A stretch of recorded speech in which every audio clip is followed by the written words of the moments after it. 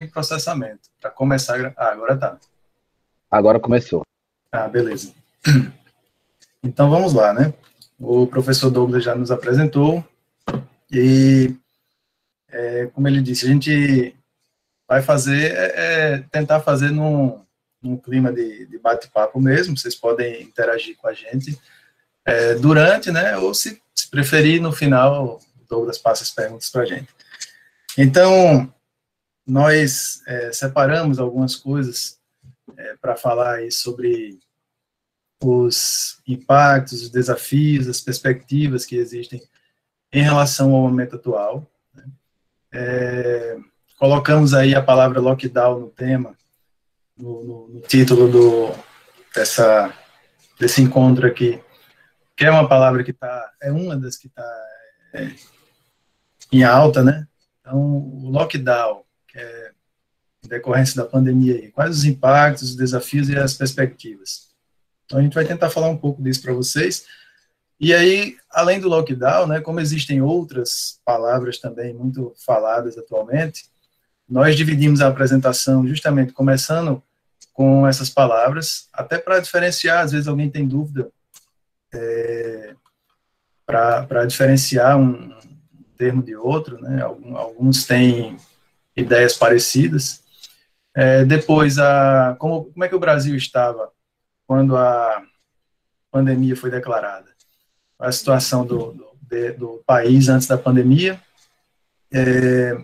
A pandemia, né, com a chegada da pandemia, nós temos impactos que não são só de ordem biomédica, nem epidemiológica, são também ambientais, sociais, econômicos, políticos, culturais, muitos cenários aí, muitas áreas aí afetadas. Nós destacamos aqui algumas. Os desafios que a pandemia já trouxe, né, e os que ainda vêm pela frente, e as perspectivas futuras, né. A gente fala muito sobre como vai ser depois, né, o pós-pandemia. Então, a gente vai tentar falar um pouco disso aí. Bom, aí, antes das palavras, eu fiz o seguinte, eu separei aqui alguns gráficos que eu vou passar rapidamente. Claro que eu separei o do Brasil, mas eu também peguei Alemanha, Portugal e Itália, e não vou dar uma aula de estatística ou de matemática aqui. A interpretação desses gráficos, vocês mesmos irão fazer depois, ao longo da apresentação, até depois. Esse gráfico, só para vocês saberem, quando você digita no Google Covid-19, aí já vai ter lá, né, vários links de informações e aparece o gráfico e você escolhe o local e também se você quer ver o número de novos casos ou o número de óbitos. Então, ele mostra a curva aqui do início até, no caso, eu peguei até o dia 3 de fevereiro, a situação do número de novos casos na Alemanha, que já estava lá com segunda onda e receio de terceira onda, enfim. O de Portugal, que a gente tem acompanhado aí nas notícias, né, não está num bom momento, precisando de ajuda de outros países. A Itália, também, o número de novos casos, aí, a curva do número de novos casos. E o Brasil, né? Agora, percebam que a escala dos gráficos, ela muda, né? Porque a população do Brasil é maior, então mudou aí a escala do gráfico. Então, essa é a situação do Brasil desde o início até o dia 3 de fevereiro, em número de novos casos. Os próximos gráficos são número de óbitos. As curvas aqui vão representar o número de mortes. Então, nós temos aqui o da Alemanha, até o dia 3 de fevereiro também. Né?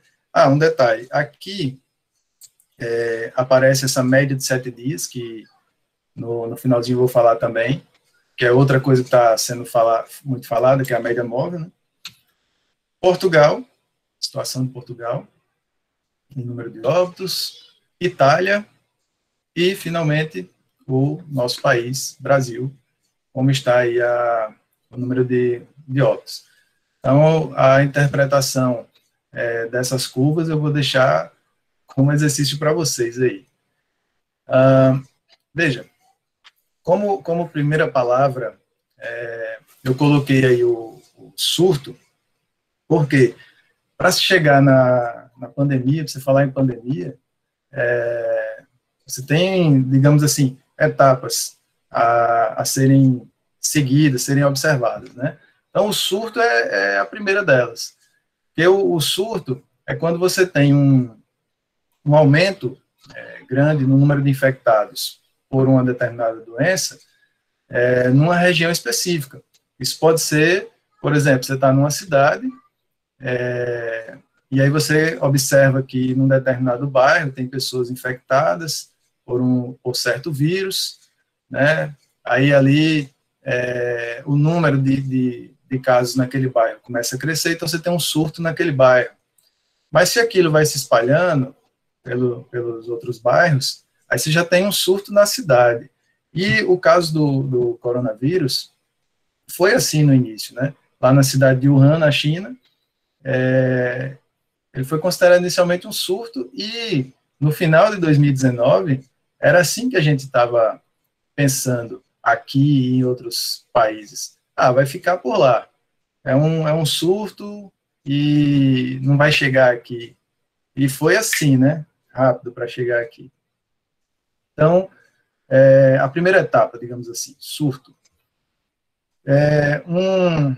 Um outro detalhe, é claro que esse gráfico aqui, ele já tem um ano, mesmo assim eu estava com ele separado já, e aí eu resolvi pegar só para vocês observarem o seguinte, ó, que em comparação com o SARS, que surgiu em 2002 na China, né, o coronavírus é da mesma família, por isso é chamado de novo coronavírus, mas a comparação é a seguinte, ó, a linha vermelha é exatamente o novo coronavírus. O número de óbitos do novo coronavírus no intervalo de 18 dias aqui, dos primeiros 18 dias, já era maior do que o SARS na época, quando surgiu lá na China. Então, aqui, com esses estudos, com essas informações, começa a se pensar, né? Vamos ter um cuidado aí, porque pode ser que esse surto vire uma epidemia, né? Então, a epidemia é quando você tem um número grande de surtos. Então, no caso, como eu estava dizendo, se você tem vários pontos de surto, começou num lugar, num bairro e vai se espalhando, aí você já pode considerar que tem uma epidemia naquela cidade. Então, de surto passa a ser uma epidemia. É claro, se isso vai se espalhando para outras cidades, no mesmo estado, você vai ter uma epidemia em escala estadual, e isso vai aumentando, escala nacional, né, até chegar onde nós estamos. Aí eu coloquei ainda para lembrar do vírus Ebola, que foi considerado uma epidemia em 2014, quando ele atingiu vários países da África, e fiz um destaque aqui só para não esquecer que nós tivemos também, nós vivenciamos recente isso, uma epidemia de Zika, né? E aí vem a pandemia, que é o termo do momento, né? A pandemia é exatamente quando a epidemia atinge uma escala mundial.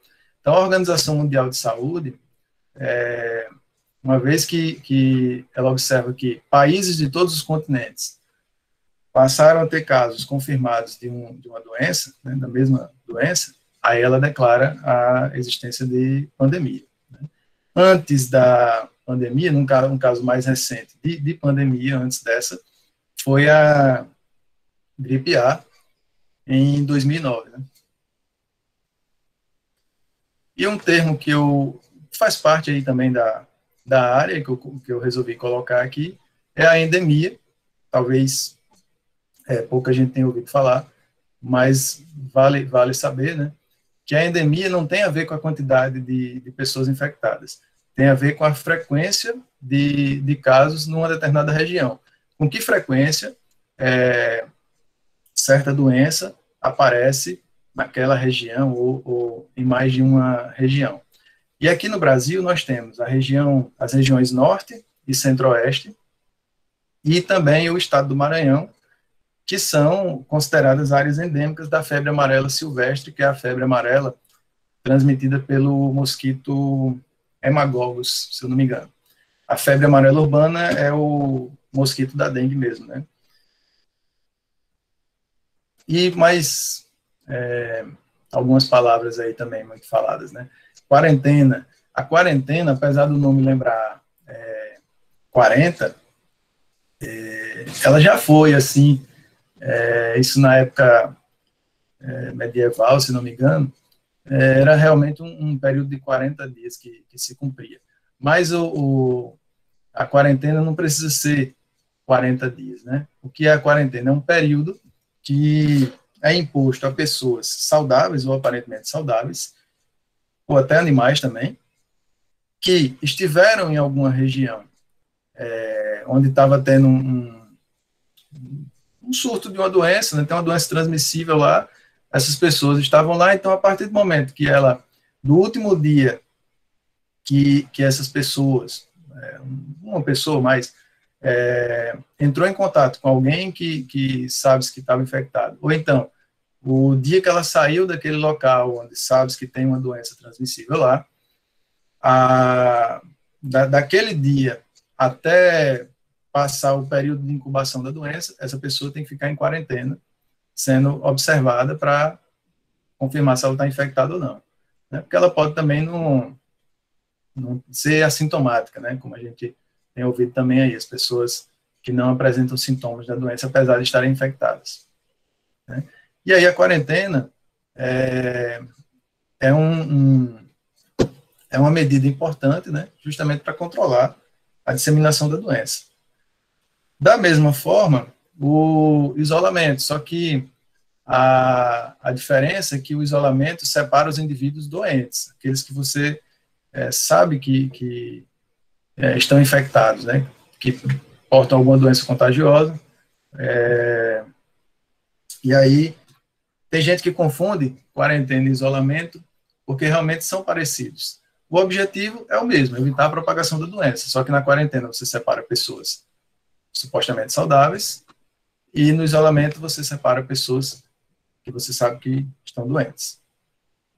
E também o distanciamento ele já é diferente pelo seguinte: quando você diz que é necessário o distanciamento social entre as pessoas, você não vai só separar aquelas pessoas que chegaram de algum lugar que tem uma doença transmissível, ou pessoas que estão doentes. Você está afastando todo mundo.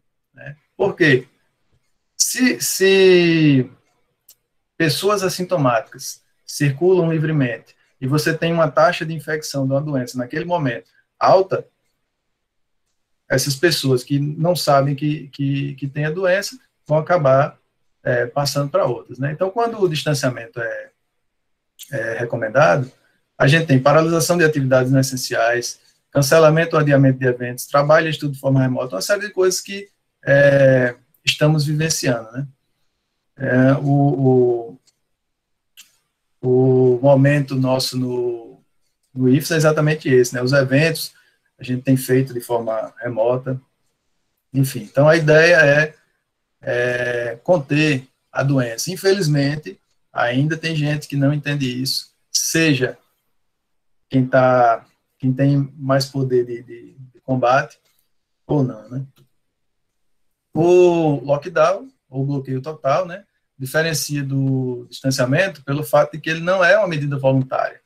Ele é imposto, né, pelo Estado, e quando você tem o lockdown, o cenário esperado é esse aqui, ó, que as imagens estão mostrando.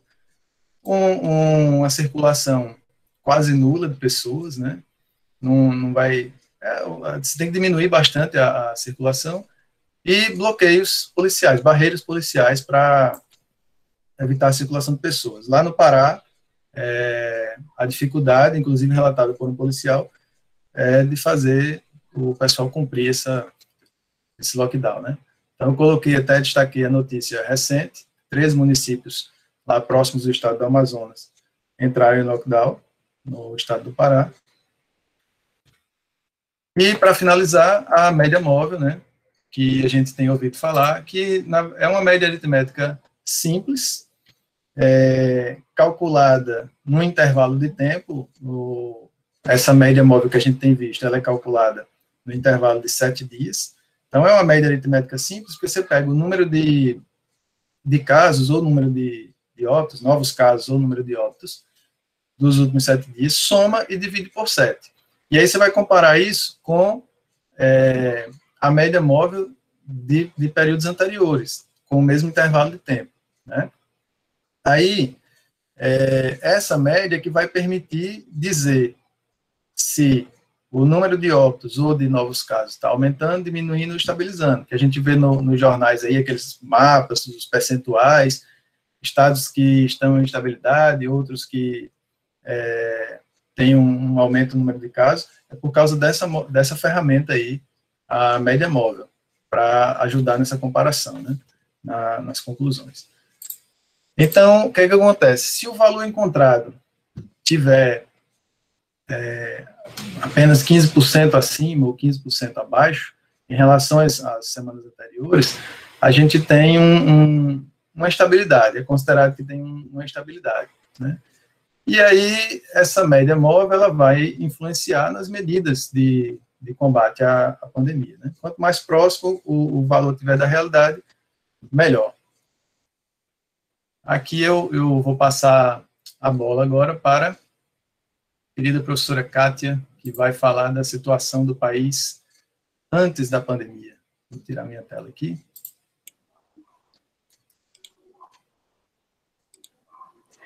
Oi, pessoal, bom dia, né? Eu já fui apresentada aí, eu sou a professora Kátia, né? Agradeço muito o convite, né, em fazer parte dessa aula interdisciplinar e muito feliz pela participação, né, dos alunos aí desde as 8 horas com a gente e discutindo temas aí tão importantes como globalização, trabalho. E aí a gente, né, nesse momento, discutindo lockdown, desafios, perspectivas, impactos, tá? Eu vou dar continuidade aqui e vamos falar, entender, destacar alguns pontos sobre o Brasil antes da pandemia.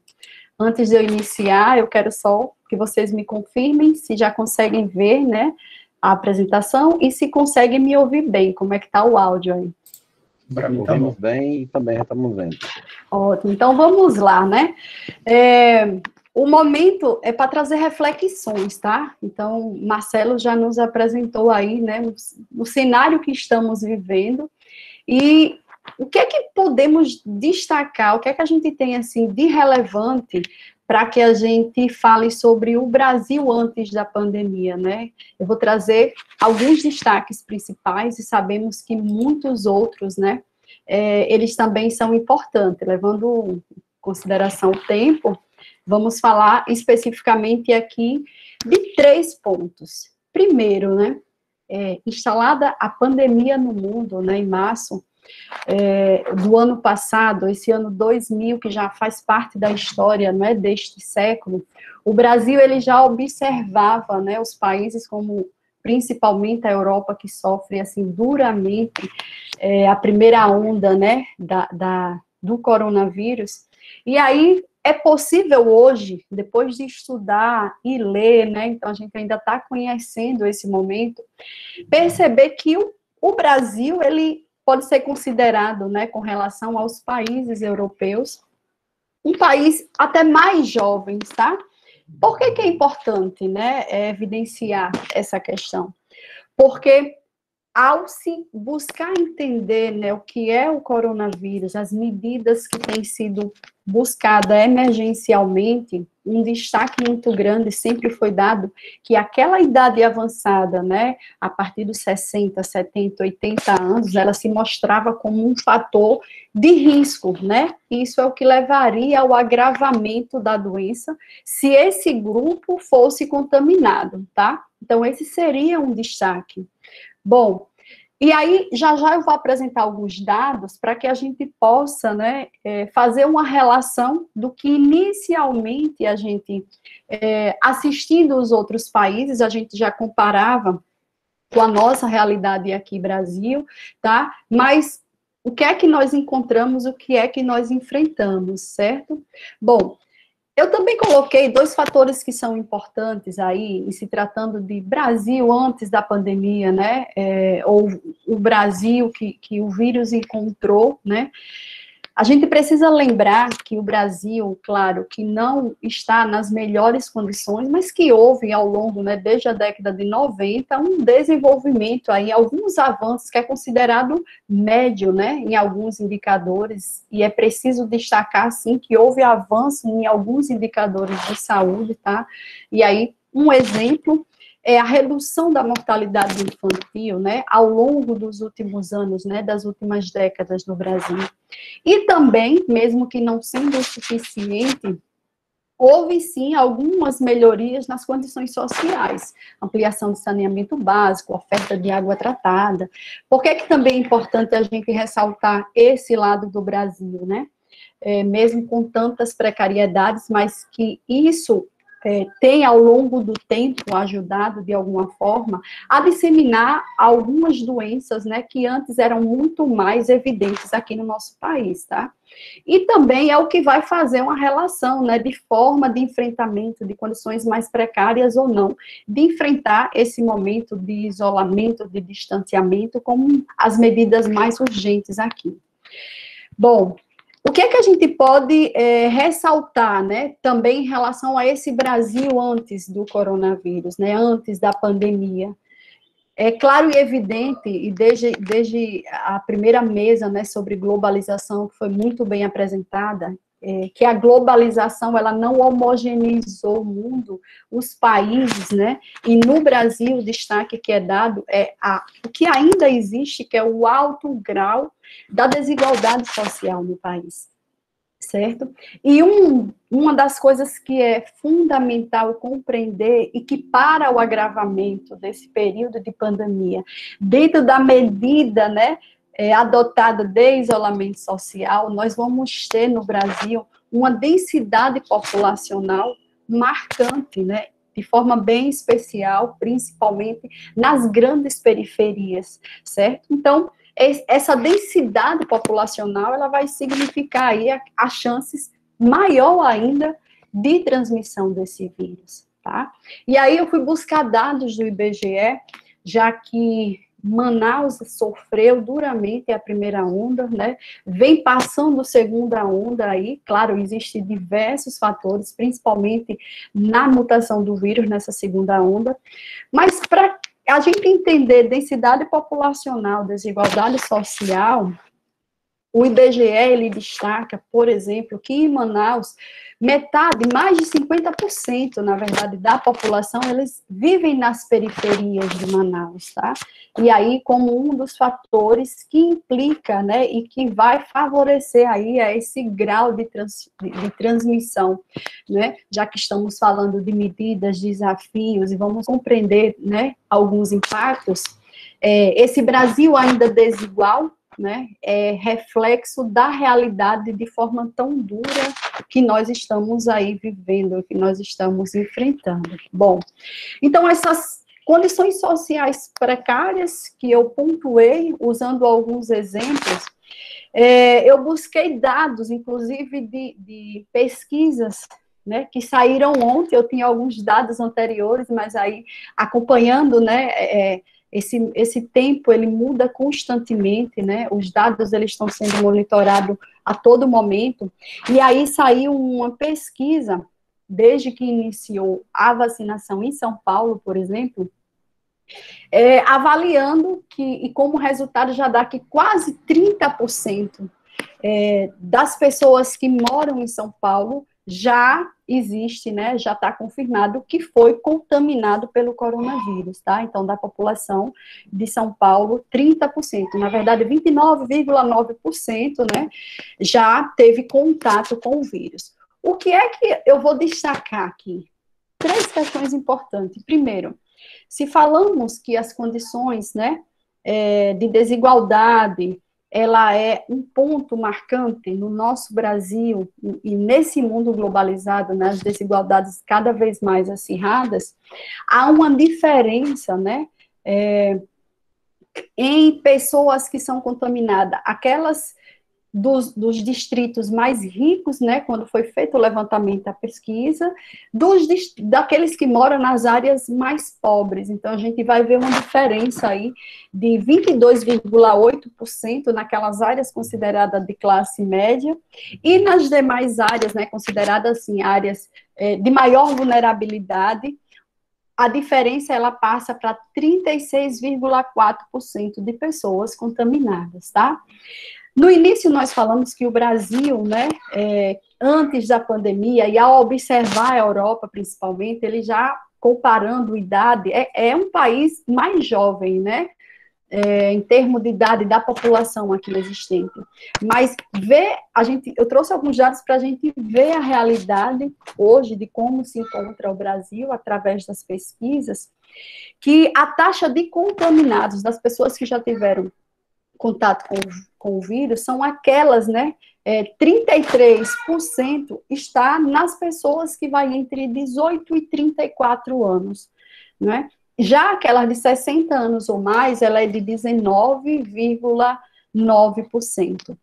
Na realidade do Brasil, a faixa etária de 18 a 34 anos são aquelas pessoas que estão na idade de trabalho e que, mesmo diante das medidas e das orientações, né, que é nos passada como medida barreira sanitária, essas pessoas, elas precisaram se arriscar a trabalhar, tá? Então, por isso, no Brasil, não seria necessariamente, o agravamento não foi necessariamente naquela população acima dos 80 anos. A gente vê uma outra realidade, e isso está relacionado à necessidade de sobrevivência, da busca do trabalho, do se expor, de certa forma, né, em meio a uma pandemia que nós nos encontramos. E também destaco, né, a diferenciação, né, desses dados com relação à raça.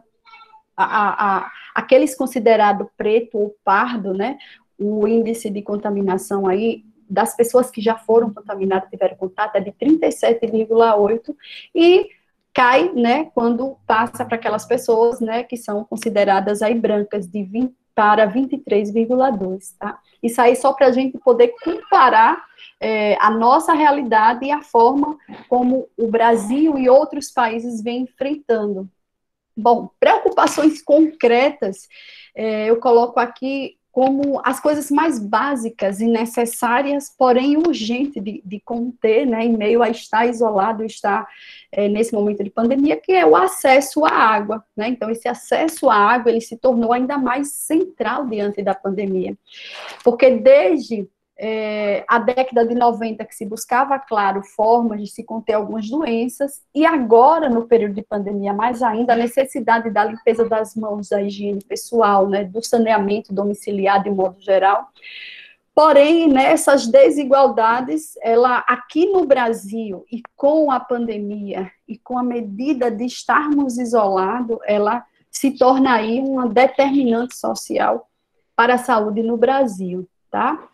Bom, diante da maior crise do século XXI, que é a crise do novo coronavírus, né, imposta aí pela pandemia, eu destaco também que o Brasil, mesmo que não em muito tempo, mas em questão de meses, ele entrou tardia na crise, ele ainda observou desde o surgimento da China, né, os primeiros meses, né, o pico ainda na Europa, e isso, de certa forma, possibilitou, né, olhar e aprender aí com os outros países, tá? Mas a gente não pode negar que essa crise da saúde, né, que foi instalada e que está no mundo inteiro, ela traz também impactos econômicos, e também vamos discutir um pouco nessa aula, tá? Então, traz impactos econômicos, ainda teremos reflexo, né, mas a gente claro e que é muito noticiado e que a gente acompanha, que essa crise sanitária, ela precisa e pode ser também uma oportunidade para avanços no SUS, porque escancarou, né, as diversas realidades aí, a depender das regiões do Brasil, há uma diferenciação, certo? Bom, então o que seriam esses impactos diretos, né, de que forma levou-se a crise a impactos diretos aí na economia, e a gente vai entender um pouco melhor sobre isso. Se há redução da mobilidade, automaticamente a redução do consumo, então tem impactos diretos com certeza aí na economia e outros que a gente vai abordar aqui nessa aula. Bom, finalizando essa parte aí de processo histórico, como é que o Brasil se encontrava, né? Então, há uma preocupação aí central diante dessa crise, que é estimar, ainda não é possível estimar os impactos sociais, econômicos, né?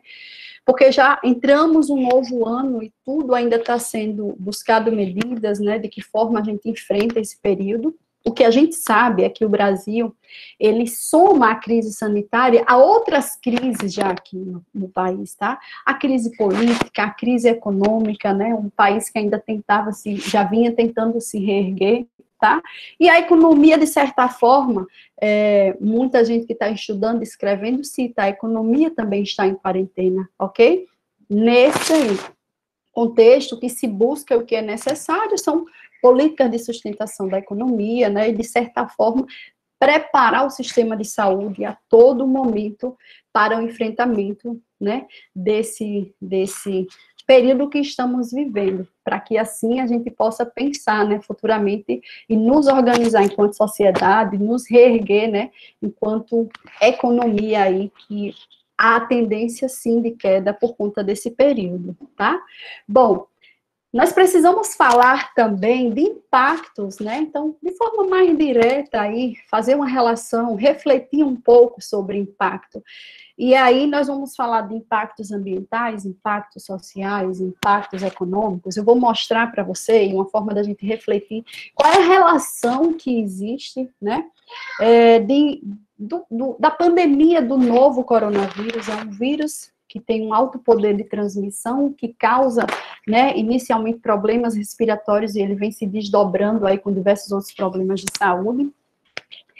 Mas a gente, hoje, nessa aula, o convite é a refletir.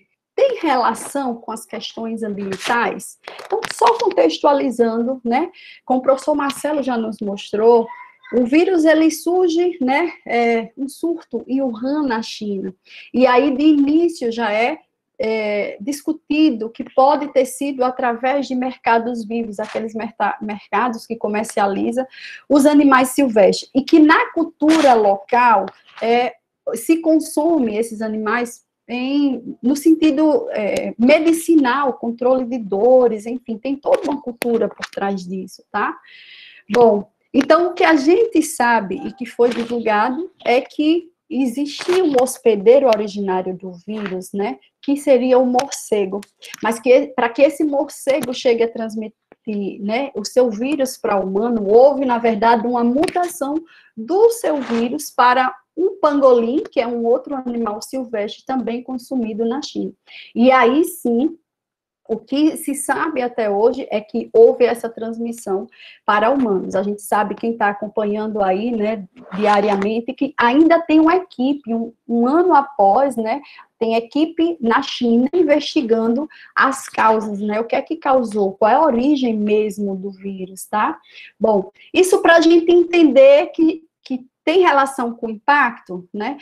São as chamadas zoonoses, aquelas doenças que são transmitidas de animais para humanos, né? E que não é algo novo, a gente tem exemplos de outros vírus, de outras epidemias também que nós já passamos, ok? Bom, então, refletir um pouco sobre essa emergência global, né? Então, como medidas urgentes, isolamento social. Marcelo já nos mostrou aí que o lockdown é aquele que é obrigado, que é imposto, né? E que a gente vê em determinados momentos o lockdown, e depois há uma flexibilização, e alguns países retomam novamente essas medidas, mas, de modo geral, nós estamos no isolamento social, tá? Então, como medida, além desta, lavar as mãos, usar máscaras, sim, Estudando um pouco, quando Boaventura de Souza Santos, ele escreve sobre a pedagogia do vírus, né, desse novo coronavírus, o ano passado, no início da pandemia, ele já nos convida a refletir falando, sim, todas essas medidas são necessárias e urgentes, porém, só resolve as consequências, mas não as causas. Logo, né, o que é que a gente pode hoje, nessa aula, né, nesse contexto, pensar, refletir a partir dessa questão, como é que nós, né, como é que os vírus chegam até nós? Ou como é que nós chegamos até esses vírus, tá? A resposta é, quando nós, né, quando a gente invade aí esses ambientes, e o exemplo prático aí, direto, é um desmatamento, né, a retirada, né, do habitat das diversas espécies. Eu coloco uma imagem aí, né, que reflete um pouco isso, não só a retirada das espécies, mas com essa retirada e esse movimento das espécies para outros lugares, vai haver, sim, com certeza, uma maior chance de mutação dos seus vírus, assim como aconteceu do morcego para o pangolim, e aí foi possível, sim, infectar o humano, tá? Além da estreita relação, né? A imagem nos mostra, de um lado, uma área que já desmatada, e de um outro que representaria uma área urbana, que é uma outra forma de nós aproximar, né, dessas áreas de espécies silvestres, tá? E aí, seguindo, né, nós precisamos falar, sim, do que é necessário para evitar essas pandemias. A gente não pode, nessa imagem aqui, para a gente também refletir um pouco, citar apenas, ou culpar, ou ver apenas o morcego como a causa dessa pandemia, né? Sim, o vírus foi a partir dele, mas vamos pensar, por exemplo, nas diversas atividades, né, da forma como nós, a sociedade, de um modo geral, ela busca se desenvolver, a sociedade, né, o mundo global. Dentro desse mundo global se desenvolveram as diversas atividades nos quais trouxeram consequências, né? Então, os desmatamentos, as queimadas, a poluição, né, as atividades com mineração, tudo isso tem causado desequilíbrios e o tão chamado, né, aquecimento global, certo? Então, as consequências e os reflexos, né, de todas as atividades, do modo o qual a sociedade buscou, né, desenvolver, construir, inovar, certo? De certa forma, a destruição aí dos recursos naturais.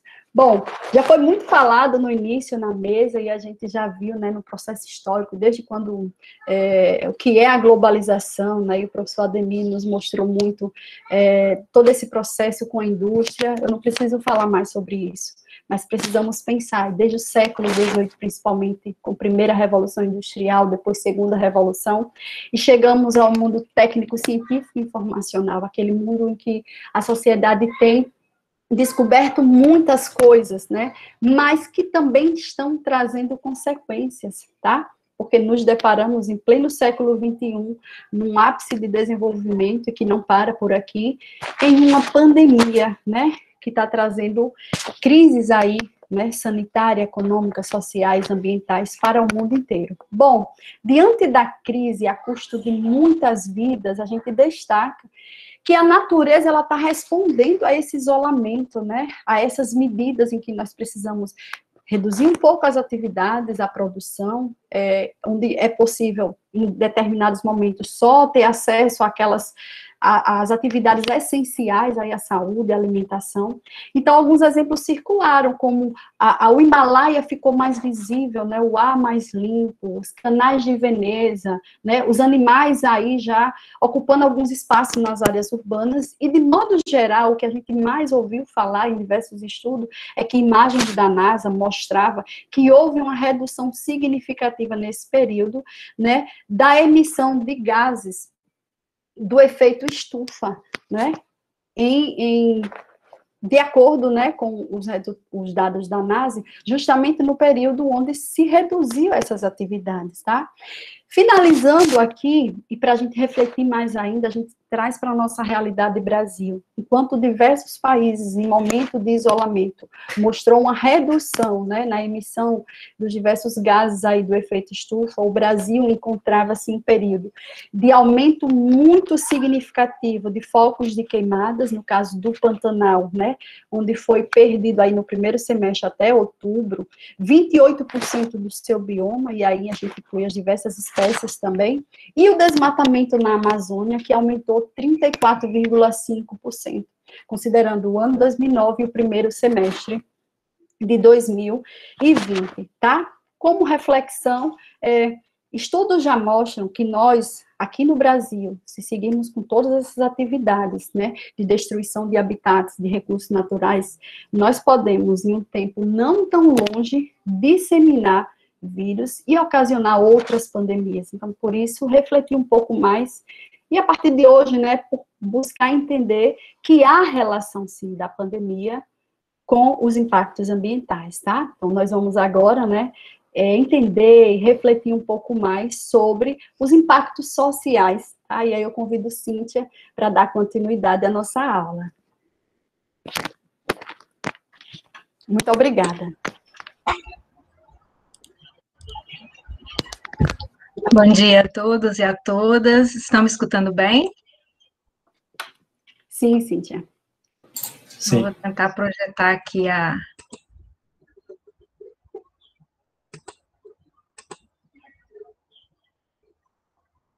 Conseguem visualizar o slide?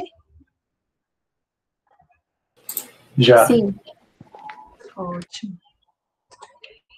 Então, inicialmente, eu gostaria de agradecer, né, a oportunidade de compartilhar com vocês, né, essa reflexão sobre esse momento que estamos vivendo, né. Eu fiquei com uma terminologia muito importante, né, que é o impacto social, mas até pela minha formação, não podia deixar de também trazer os aspectos psicossociais, né, referente a esse momento que nós estamos vivendo, né, enquanto psicóloga de formação, mas também como professora, né, se faz importante pensarmos sobre esses impactos também, né. Então, com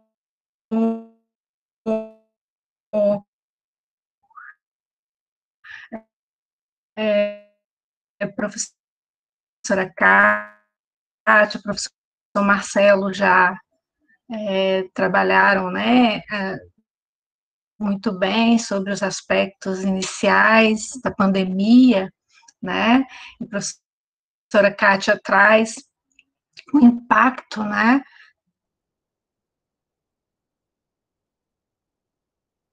no nível ambiental, no, no aspecto econômico também, né, então eu vou ficar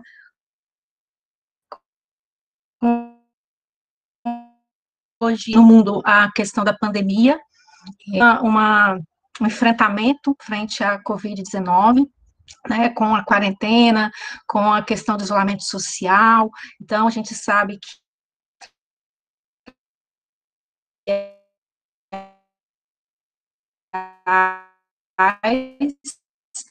mas foram medidas necessárias para reduzir, né, os óbitos, né, porque a evolução, como foi mostrado pelo professor Marcelo, foi exponencial, né, então essas medidas de enfrentamento foram necessárias, né, desde o isolamento social, a quarentena, o lockdown, né, foram medidas mais duras para conter, né, esse nível de contágio da doença, né, como a professora Kátia já abordou, e o professor Marcelo também, é uma doença com alto grau de contágio, né, então essas medidas são necessárias, e a gente ainda não tem como mensurar, né, de forma concreta todos os impactos, mas a gente já tem aí estudos que abordam, né, impactos tanto na educação, na saúde, nas relações interpessoais, nas questões da saúde mental, e com uma marca no nosso país de 230 mil óbitos, né? Então, são marcas que evidenciam, né, impactos que precisam ser refletidos, né? E como no final vamos tratar sobre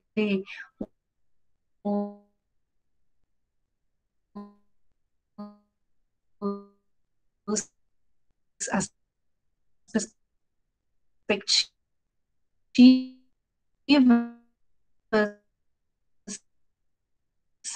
é, é, é,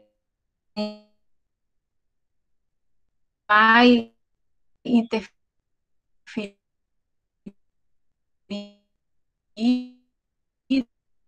nas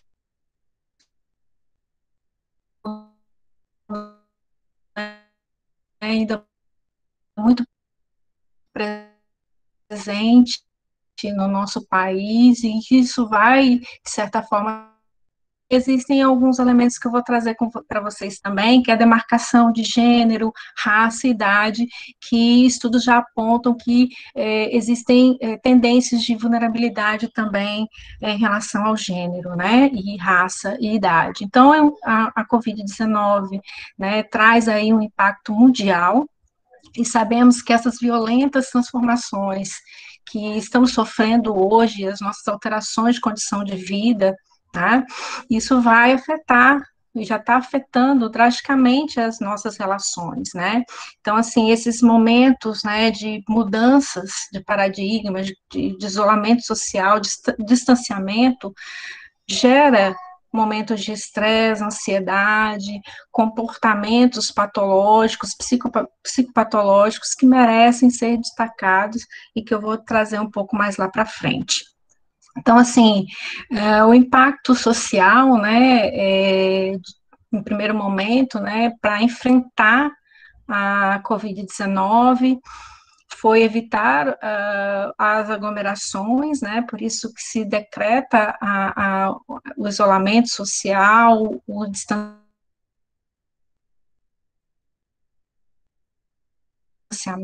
né, fique em casa, uso das máscaras, lavar as mãos, usar álcool em gel, né, são algumas das medidas que nós estamos agora, nesse momento, vivenciando para enfrentar esse momento da pandemia. Mas a gente sabe que, mediante a esses enfrentamentos, né, nós temos uma realidade social que merece ser discutida, né, então, um primeiro marco que eu trago, né, muito importante para a nossa reflexão, são as nossas desigualdades sociais, né, uma parcela muito pequena da nossa população com altíssimas rendas e uma parte significativa em precariedade, né, de sobrevida e vivência de miserabilidade. Então, como manter medidas, né, de enfrentamento no momento em que vivemos uma marca histórica de grande desigualdade social no nosso país, né? Pessoas sem condição de uma vida digna, de moradia, de alimentação, de acesso à saúde. Então, são elementos que a gente precisa repensar enquanto sociedade, né? Essa distorção, essa disparidade nas questões de renda e das questões de desigualdade social. Um outro elemento também que ficou evidenciado, né, nesse momento de pandemia é o nosso Sistema Único de Saúde, que é um sistema que tem uma estrutura muito importante para a saúde da nossa população, porém ele vem sendo precarizado, né, investimentos que deveriam ser levados para o campo da saúde, eles não são efetivamente levados para a saúde da população, e aí o que a gente vê é o caos, é o que a gente está vivenciando hoje no Amazonas, né? Então, assim, sem o insumo necessário para dar o suporte ao nosso paciente que está em sofrimento, né? Então, falta oxigênio, que é o insumo necessário para tratar a intercorrência da Covid-19, né? Então, há uma precarização, a gente precisa falar sobre isso, é preciso também cobrar aos nossos governantes, né, que haja investimento e que todos os recursos sejam realmente levados a fins da Covid, né, para o tratamento, para a recuperação, para a reabilitação, né, porque a gente sabe que tem toda uma tramitação aí em relação ao tratamento e que o SUS é o grande instrumental para esse momento, né, de pandemia que estamos vivendo, né, ele que vai dar o maior aporte à nossa população.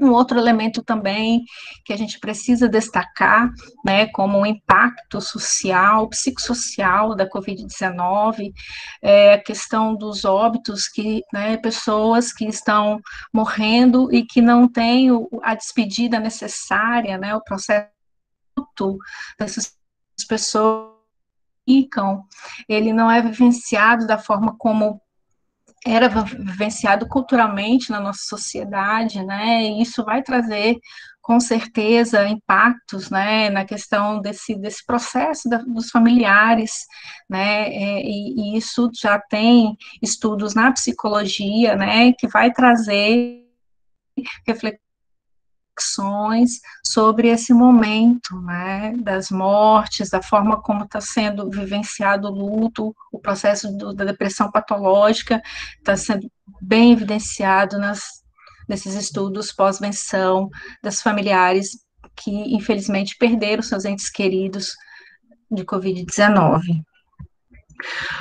A realidade brasileira, né, frente a esse enfrentamento, a gente vê que aconteceu um movimento, né, para dar um auxílio às pessoas que perderam seus empregos, que não têm o acesso necessário para as medidas de prevenção contra a disseminação da doença, né, o auxílio emergencial foi um desses elementos, né, que chegou à nossa população para dirimir essa grande desigualdade social.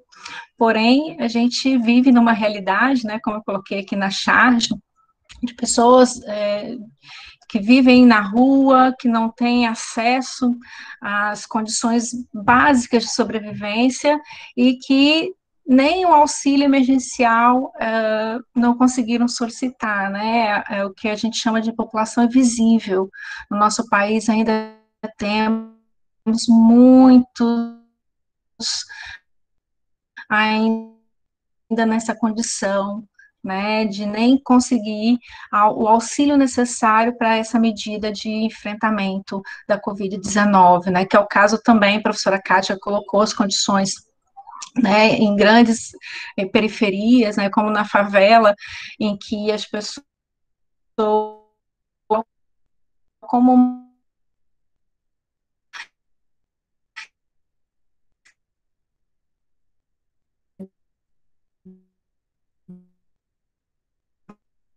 boas,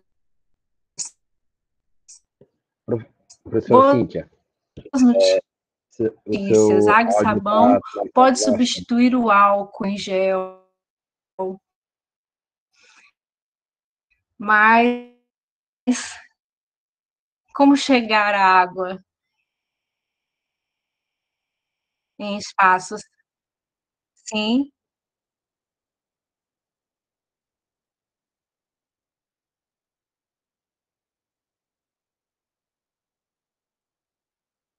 tá falhando? Melhorou?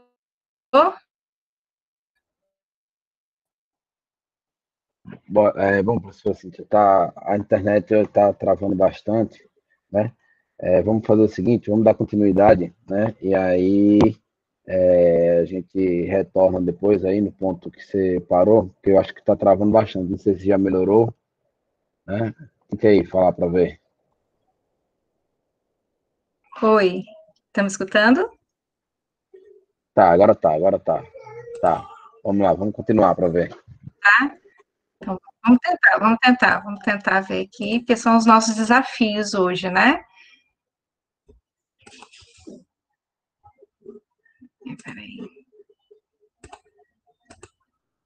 Tenta deixar só o áudio, professora. Tenta tirar o vídeo, né, para ver se melhora. Sim,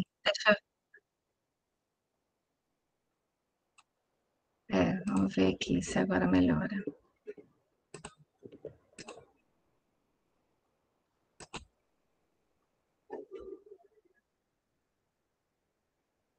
Vamos ver se eu consigo compartilhar aqui, porque eu acho que, Marcelo, você poderia passar para mim, transmitir o slide, que eu não estou conseguindo colocar aqui. Não estou achando. Vamos ver aqui se eu consigo agora, peraí. Agora consegui. Conseguem visualizar o slide? Sim, está sendo apresentado aqui agora. Ótimo. Então, voltando, né, essa desigualdade social é algo que não pode ser calado em relação às medidas, né, de enfrentamento. Não podemos deixar essa população invisível, né, que se faz necessário, sim, trazer à tona essas discussões, né, até que ponto manter todo enfrentamento com uma condição precária de sobrevida, né, a dignidade humana. Então, assim, em relação aos impactos da nossa convivência, né, existem estereótipos, estigmas, preconceitos que ainda permeiam, né, as nossas relações. É importante problematizá-los, né, problematizar os diversos espaços e papéis que estão sendo ocupados pela sociedade, né, pelo homem, pela mulher, por essa população invisível, né, pelas pessoas que são deficientes, pelos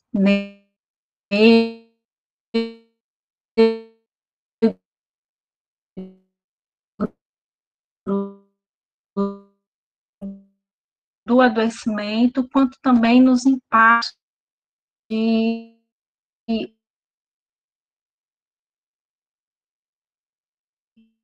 alto índice de violência a essa população, algo importante que precisa ser tratada. Então, em relação aos impactos psicossociais, eu trago no primeiro momento, né, esse momento em que foi necessário o isolamento, então as atividades, tanto laboral, escolares e também as domésticas se concentram, né? Então, há uma sobrecarga dos filhos que estão lá no fundo, você tem que dar conta dos afazeres domésticos, você tem que dar conta da sua responsabilidade de trabalho.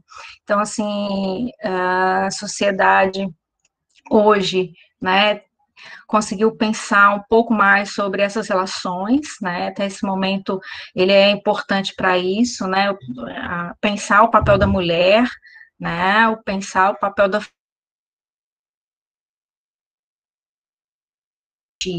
e um estudo que eu realizei com 10 famílias, né, nesse momento de pandemia, eles trazem essa sobrecarga de trabalho, essas famílias colocam, né, a dificuldade de acompanhar os seus filhos nesse momento de ensino remoto.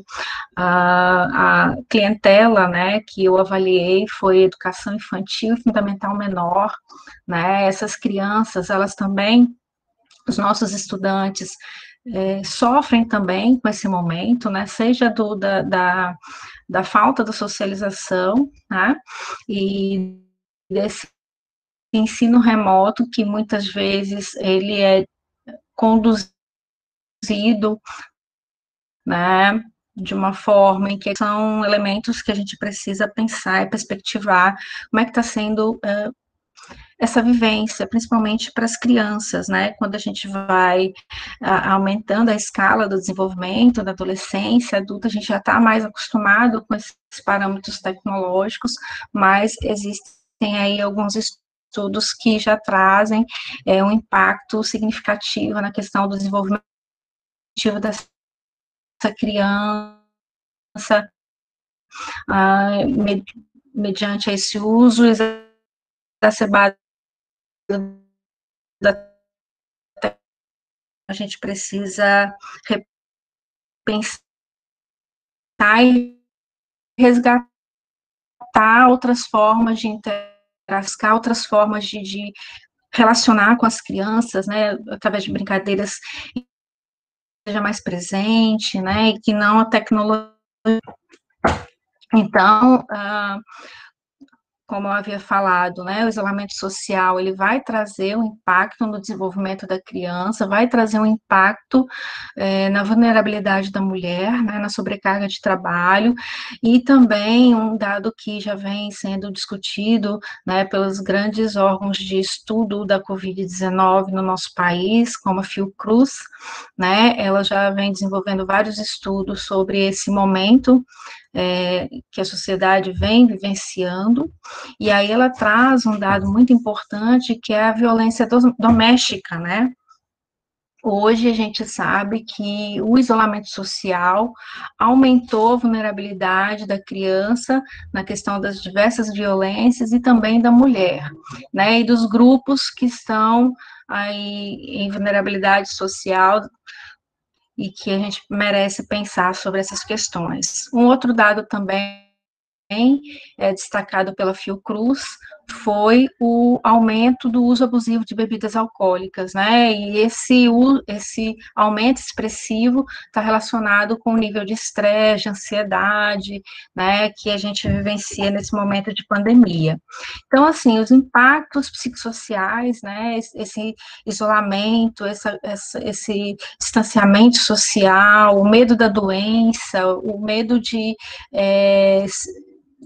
você contaminado, de contaminar outras pessoas, o medo de adquirir uma virologia mais grave da doença. Então, existem vários elementos, né, porque é preciso destacar que a gente não está trazendo um impacto social, psicossocial das pessoas que adquiriram a Covid-19, que também tem elementos aí que a gente precisa discutir, mas eu acho que a gente não vai ter tempo hábil para isso, né, mas eles também são demarcados por muito sofrimento, por muitos estigmas, e que é preciso destacar, e é preciso refletir sobre isso. Então, assim, em relação aos impactos psicossociais, né, tanto da criança quanto do idoso, né, a questão dos espaços reduzidos e do isolamento social já vem trazendo reflexões importantes sobre esse desenvolvimento, né, na regressão psíquica, na regressão do marco desenvolvimental da criança, né, então, assim, a gente reflete sobre a importância do suporte social, né, enquanto elemento importante para esse desenvolvimento global da criança. Inclusive, tem um estudo de Linhares e Emuno, que traz essa reflexão, né, em que o desenvolvimento, ele vai sofrer, sim, impactos, tanto o desenvolvimento emocional, quanto o desenvolvimento cognitivo da criança, né, porque altos índices de estresse, de ansiedade, ele também traz um desequilíbrio hormonal, né, do cortisol, e o cortisol, ele tem uma relação direta com sistemas, tanto o sistema imune quanto o sistema nervoso, e que vai atrelar, se associar às questões das funções cognitivas, que são funções, uma das funções mais importantes para o nosso processamento, né, de vida. Então, tem aí muito estudo já trazendo essas questões, né, além de diversas carências de vitamina, né, então a gente está evitando, principalmente a sociedade, a maior parte vive em espaços bastante reduzidos, né, crianças de apartamento, não tem como se expor nas áreas externas, né, dos condomínios, e aí há uma incidência enorme de carências de vitamina, como, por exemplo, a vitamina D, né, que vai repercutir lá na frente. O tratamento de outras doenças também, existiu aí uma interferência, né, porque grande parte dos tratamentos foram paralisados em virtude da pandemia. E, em relação à saúde mental, eu até queria falar um pouco mais sobre isso, né, porque saúde mental é algo que é muito importante. A gente não pode passar dessa roda de conversa sem falar sobre saúde mental, lembrando que janeiro é o mês que a gente escolhe para falar sobre saúde mental, né, é algo sério, é preciso se atentar a essas questões. Inclusive, eu tenho até um link, não sei se o professor Marcelo, você poderia colocar esse link para mim no chat, e eu gostaria que vocês Tá, só um instante. respondessem, são apenas 3 perguntas.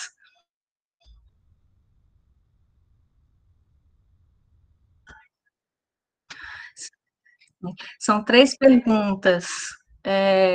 Quais são os sentimentos vividos por vocês? Pode acessar de novo o link e colocar. Vamos fazer essa enquete, tá? E aí, assim, a gente sabe que saúde mental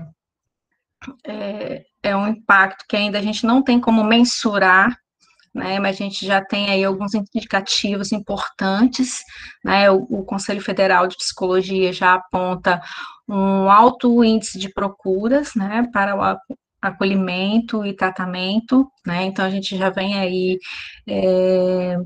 tecendo bastante reflexão sobre essas necessidades, né, pós-pandemia. A gente ainda não está na pós-pandemia, mas a gente já tem aí o reflexo desse processo, né, um alto índice de ansiedade, de depressão, e a gente sabe que uma vida, né, desequilibrada, com necessidades não atendidas, pode sim gerar sofrimento interno que vai afetar a nossa individualidade e também vai afetar as nossas relações, né?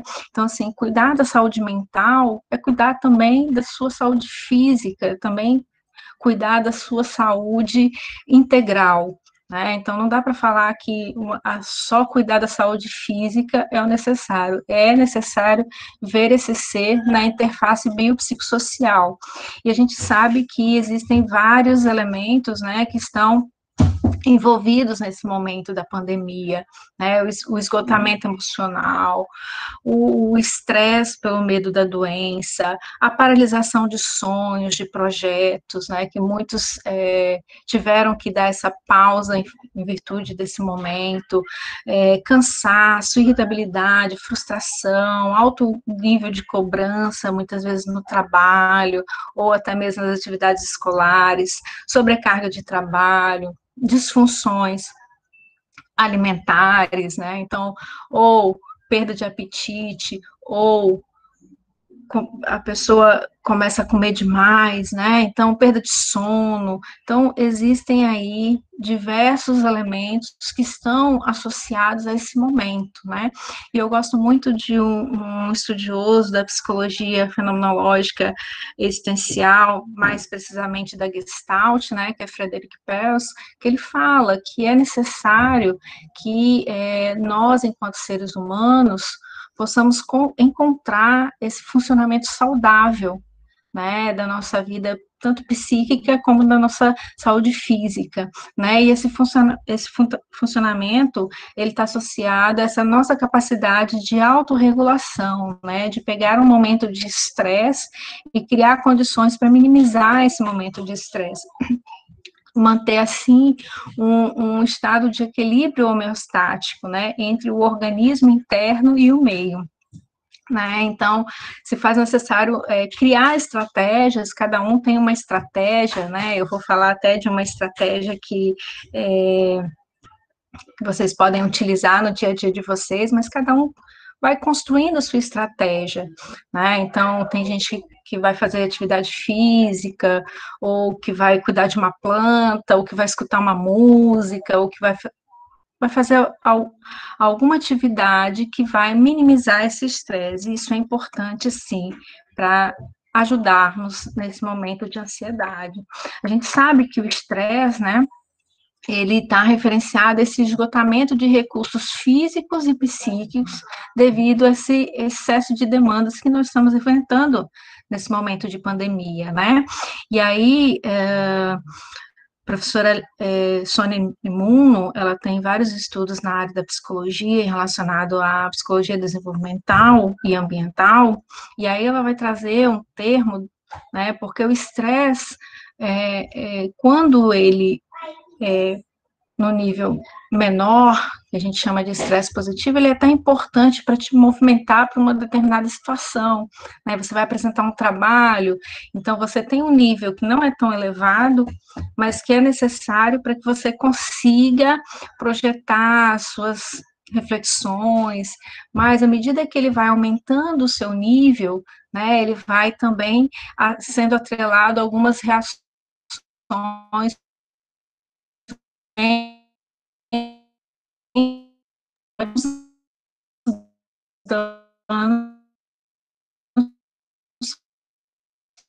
estresse tóxico, onde ele vai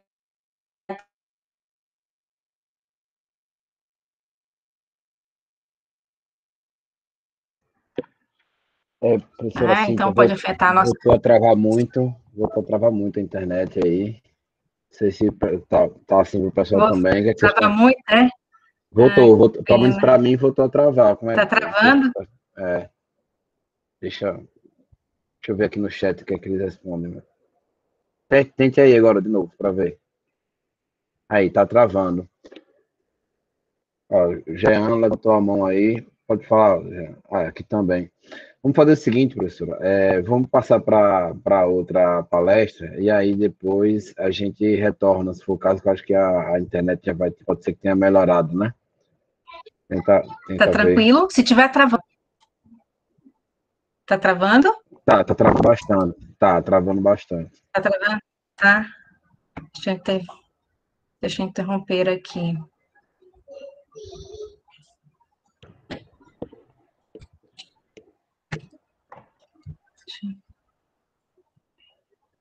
Bom, então, professor, para a gente... Estão me escutando? Então, professor... Tá travando, né? Não, tá travando, tá. Então, vou deixar vamos ver se no final, vou tentar trocar a internet aqui. Pronto, vamos fazer isso aí que a gente ganha um tempo aqui, a gente continua, né? Isso. E aí, depois a gente volta, né? Isso. Para poder... Pronto. Tá bom. Né? Eu agradeço novamente, né? E vou então, na sequência aqui, a gente vai falar dos impactos econômicos, né? Então, eu vou projetar aqui a minha tela. E aí, lembrar dos impactos sociais, a gente voltar um pouquinho depois, tá? Bom, pessoal, então a gente teve aí esse pequeno imprevisto, mas que vai ser consertado, né? Que a gente vai conseguir retomar a apresentação da professora Cíntia, né? Daqui a pouco.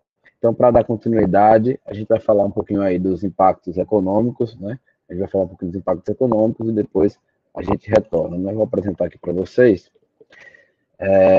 Como também, então, a gente já está um pouco avançado no tempo, né, e a gente teve esse probleminha para dar tempo de retornar, eu vou falar um pouquinho mais rápido aqui sobre os impactos econômicos, né, para vocês. Vamos lá. Então, a pandemia, né, ela trouxe vários impactos, né, não só os impactos sociais, né, não só os impactos ambientais, né, mas também trouxeram vários impactos econômicos, né, trouxeram vários impactos econômicos. Dentro desses impactos econômicos, né, a gente pode destacar, né, um processo que no Brasil ele já vinha numa crise, né, econômica, já vinha em um processo de crise econômica, né, nos últimos anos, e agora com a pandemia, né, ela teve uma redução, o Brasil chegou até prever, né, os especialistas preveem uma redução de 6,5% do PIB, né, em 2020. Né. Isso com uma alta, se a gente for ver aqui no gráfico, a gente vê que nos anos de 2015 e 2016 a gente já teve, né, duas quedas, né, no PIB consideráveis, né? Depois a gente teve um crescimento, né, baixo, né, no PIB, né, a gente vinha com um crescimento baixo, e aí agora estima-se que a gente tenha uma baixa aí no PIB de até 6,5%, né? Então, se a gente, isso se concretizando, nessas estimativas se concretizando, né? Estima-se que a gente tem aí um avanço em 2021 de 3,5% e depois retorne ao ritmo de crescimento que a gente vinha tendo antes da pandemia, que era de 2,5%. Então, a gente vê aí, a gente consegue perceber, né, com essa crise, que isso se concretizando, a gente vai ter aí praticamente uma década, né, perdida, né, economicamente falando, porque para a gente conseguir voltar ao patamar, né, que a gente tinha em 2014, a gente se prevê que a gente só vai conseguir retornar a esse patamar em 2024, né? Isso a gente falando do PIB bruto. Se a gente for falar do PIB per capita, né, aquele PIB quando a gente vai pelo habitante, né, por cabeça, a gente vê que esse parâmetro aí vai para 2026, né? Então, ou seja, é um impacto muito forte, né? Que estima-se que mais de uma década, né, perdida aí com o impacto ocasionado por essa pandemia, né? Então, isso tudo porque a gente já vinha de um cenário, né, de crise, que a gente já vinha no cenário de crise anterior à pandemia, e só fez agravar, né? Isso aí se concretizando, né, tinha uma estimativa dos especialistas que a gente ia ter uma dívida, né, uma dívida geral do Estado, uma dívida de 93% do PIB, né? A gente teve ainda um valor, na verdade, no final, que foi dito agora semana passada, o valor ficou em 89,3% do PIB, né? Então é uma dívida ainda que deu um salto, geralmente era em torno de 72%, aumentou para 89,3%, é uma dívida muito alta, né? Uma dívida elevada do PIB, né? Uma porcentagem bem considerável do PIB, mas que é ainda menor daqueles que eram as estimativas, né? Então ainda é um cenário ainda relativamente positivo, porque se esperava, né? E dentro dos impactos econômicos, né, a gente também tem que aumentou-se muito a consciência, né, que é necessário melhorar, né, a distribuição de renda.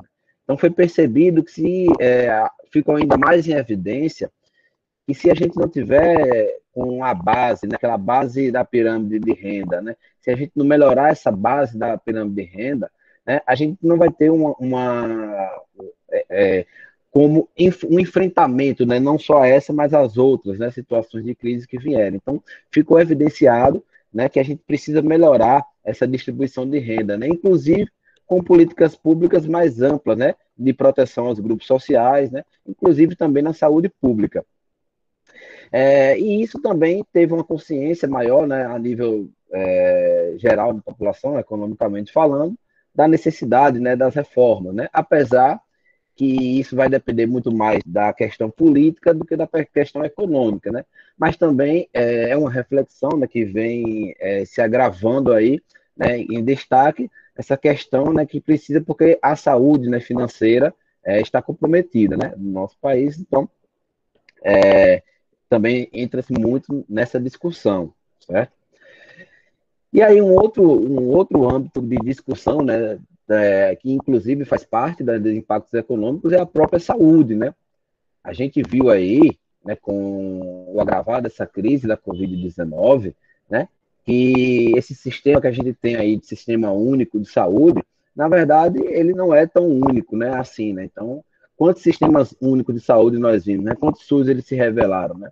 Então, a gente teve aí pelo menos 27 sistemas estaduais, né, e outros tantos aí sistemas municipais, né? E do que é dito para a gente de um sistema único de saúde. Só que, na verdade, nesse sistema único de saúde, a gente teve cidades, né, que rapidamente esgotaram seus leitos de UTIs, né? A gente teve cidades e estados que rapidamente esgotaram os leitos de UTI, enquanto São Paulo, que foi a cidade mais afetada com o número de casos da Covid-19, né, foi a cidade que teve a maior quantidade de casos, né, em relação à capacidade de mobilizar recursos para o Sistema Único de Saúde, a capacidade de mobilizar recursos para hospitais, para o enfrentamento à crise, né, ela teve a ocupação aí, né, girando, chega a 40%, 50%, 60%, né, com um pico aqui em 29 de janeiro, né, agora de 72%, 74%, o que não se exauriu a sua capacidade, né, do UTI. Então, a gente vê que ser a cidade que tem um maior poder econômico, ela tem uma diferença importante, né, no seu enfrentamento, na sua capacidade de mobilizar recursos. Então, mas isso, a gente tem um sistema que é definido como um sistema único de saúde, né? Então, realmente, será que ele é tão único? Isso ficou muito evidenciado, E isso daí é uma possibilidade, né, que a gente tem de melhorar, né, esse sistema único de saúde. Ele tem que ser um sistema mais gerido aí pelo governo federal, né, para que ele seja realmente mais único, né, e que é uma possibilidade que a gente viu de melhora, né. Então a gente também tem que encarar isso como uma possibilidade de melhora, né, porque as políticas públicas também agora vão ser voltadas para esse tipo de situação. Outro ponto também que está na agenda pública, né, é o enfrentamento, é a educação básica, né? Então, outro ponto que a gente vinha também aí de um período antes da pandemia e durante também, essa questão da educação à distância, né, inclusive na educação básica. E aí, com o isolamento social, né, com o lockdown, né, e aí o impacto, né, no isolamento social e o lockdown, a gente teve que utilizar o recurso do ensino remoto, né, emergencial. E aí ficou evidenciado, né, dentro desse ensino remoto emergencial, as precariedades, né, desse modelo de ensino quando comparado com o ensino presencial, principalmente na educação básica, né, que é onde predomina crianças, adolescentes, né. Então ficou evidenciado que a gente tem que refletir, né, como, né, vai utilizar esse ensino à distância, de que forma, como melhorar, né, a oferta, até porque também ficou evidenciado, né, ficou muito claro essa falta da inclusão digital, né?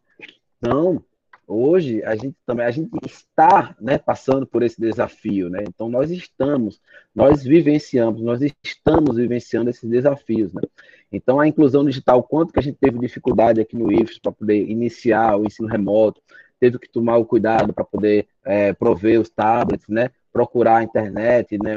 Procurar auxílio de internet, procurar meios, né? Para dar possibilidade de você acessar a esses recursos. Então, ficou evidenciada essa diferença que tem na inclusão digital, né? Então, a gente ainda está caminhando muito, né, para poder a gente ter uma maior, né, abranger um maior quantitativo de pessoas aí na inclusão digital. E aí o ensino remoto ele nos permitiu diagnosticar melhor essa situação da falta da inclusão digital, né, aqui no país, pelas desigualdades territoriais, pelas desigualdades sociais, e dessa forma ele consegue também elaborar melhores políticas públicas, né? Melhorar políticas públicas mais adequadas. Então a gente tem isso também como uma forma de buscar melhorar nesses quesitos. E o isolamento, outro também desafio é no mundo do trabalho. A gente viu que o isolamento social e o lockdown, eles trouxeram grandes desafios, né, para as empresas e para os colaboradores. Então, a gente precisou encontrar novas formas para tomar decisão de forma rápida, de forma clara, teve que adaptar os produtos, teve que adaptar serviços, né? Até mesmo o crescimento dos e-commerces, né, que a gente viu, aí o crescimento do comércio pela internet, o crescimento das entregas, isso tudo aí foram adaptações, né, no mercado de trabalho. E aí criou-se uma nova rotina, né, que é conciliar o trabalho com a vida doméstica, sem diminuir a produtividade, né? Então agora a gente teve que lidar agora com essa nova situação, conciliando o trabalho e a vida doméstica, né? Inicialmente isso foi muito conflitante, mas como a gente não viu perspectiva de melhora, a gente não viu perspectiva de sair dessa situação, né? O isolamento social se agravou e continuou durante muito tempo e ainda continua. Então essa relação aí entre vida pessoal e vida profissional teve que se tornar muito menos conflitante, né? Então aqui está o exemplo, por exemplo, da pessoa toda arrumada na reunião e de short por baixo, né? Uma realidade muito comum que a gente está vivenciando, né, nos dias de hoje.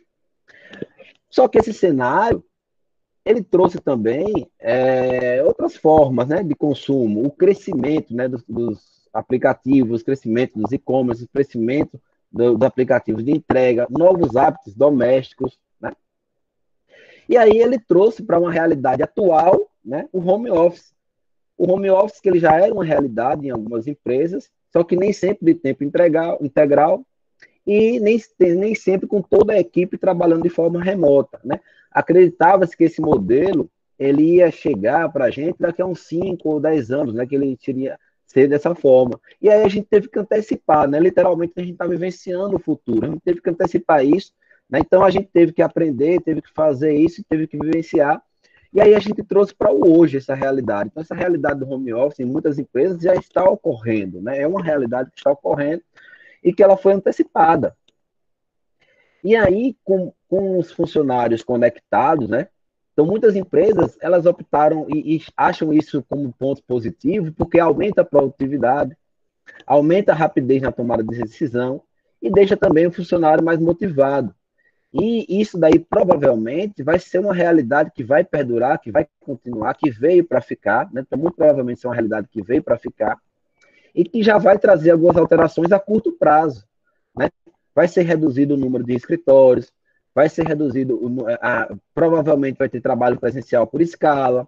Isso diminui muito o gasto com infraestrutura e que permite que a empresa faça novos investimentos em outras áreas, né? Então, isso já é uma realidade de curto prazo, né? Isso já está acontecendo. E a própria indústria 4.0, né? Que muito vinha se falando, mas aí ela chegou nesse momento de pandemia que também teve que antecipar, né? Ela estava chegando, já vinha muito se falando, só que hoje a gente já vê ela como uma realidade, né? A gente já vê essa realidade das impressoras 3D, né, que veio, inclusive, no enfrentamento ao combate, né, do coronavírus. Não só isso, né, mas como questão de Big Data, né, de impressoras 3D, computadora laser. E aí, o você poder fazer em casa. Não você somente prestar um serviço de casa, mas você poder fazer um produto, né, em casa. Essa realidade de você poder fazer um produto em casa veio muito mais à tona nos dias atuais, né, através nessa perspectiva aí do Covid-19, né, do isolamento, e que trouxe isso para essa realidade, e que a gente hoje teve aqui, inclusive, com o enfrentamento ao Covid-19, né, a fazer as face shields, né, respiradores, né, feitos com impressora 3D, cortadora laser, tudo. Então, isso ficou muito mais evidenciado. Então, como eu disse, literalmente a gente está vivenciando o futuro, né? E com isso, a gente tem também o desafio de novas habilidades, né? Então, a gente vai ter, o que está sendo muito visto hoje, né, pelos recrutadores, não é só a sua formação acadêmica, né, que é o chamado de hard skills, né, a capacidade técnica e a formação acadêmica, mas também as suas habilidades pessoais, né, as soft skills, né, elas estão sendo cada vez mais valorizadas. E aí eu trouxe aqui algumas listas, né, dessas soft skills que estão sendo valorizadas, né, e aí a gente tem a iniciativa e a flexibilidade cognitiva, né, que é aquela capacidade de você perceber que aquilo que você está fazendo e o projeto que você está envolvido, ele não está indo no caminho correto, e você vai ter que se readaptar a uma nova realidade, aí fazer diferente.